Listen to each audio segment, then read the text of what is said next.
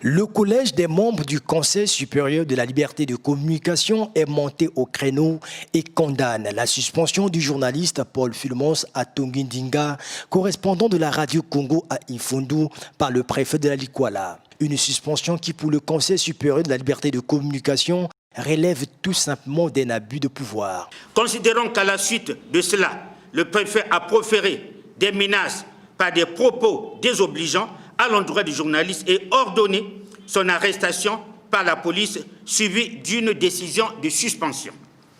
Considérant qu'après l'avoir entendu sur procès verbal, le directeur départemental de la police, ne trouvant aucun motif justifiant la détention du journaliste, l'a remis en liberté. La plénière du collège des membres du Conseil supérieur de la liberté de communication 1.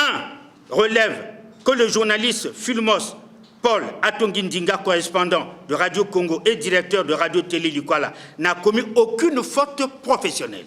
Condamne fermement l'abus de pouvoir ostentatoire et les instructions données par le préfet de la Likwala, M. Gilbert Jombo Bomonjo, au correspondant de Radio Congo, directeur de Radio Télé, dans les études de son métier de journaliste. Au regard de la récurrence des décisions abusives du préfet de la Likwala sur la presse, la plénière du collège des membres du Conseil supérieur de la liberté de communication attend du gouvernement l'annulation de la suspension du journaliste Fulmos Atongi. Demande au gouvernement d'annuler purement et simplement la note de service relative à la suspension pour insubordination notoire à l'autorité hiérarchique prise par le préfet de la Likwala à l'encontre du journaliste Paul Fulmos Atongindinga. Selon le rapport du Conseil supérieur de la liberté de communication, le préfet de la Likwala reproche aux journalistes la diffusion sur Radio Congo d'une éventuelle arrivée du ministre de l'enseignement primaire dans ce département, ainsi que la cérémonie de remise symbolique d'une contribution de 50 000 francs CFA du chef de la tribune Bonzo pour la construction du lycée des Pénats.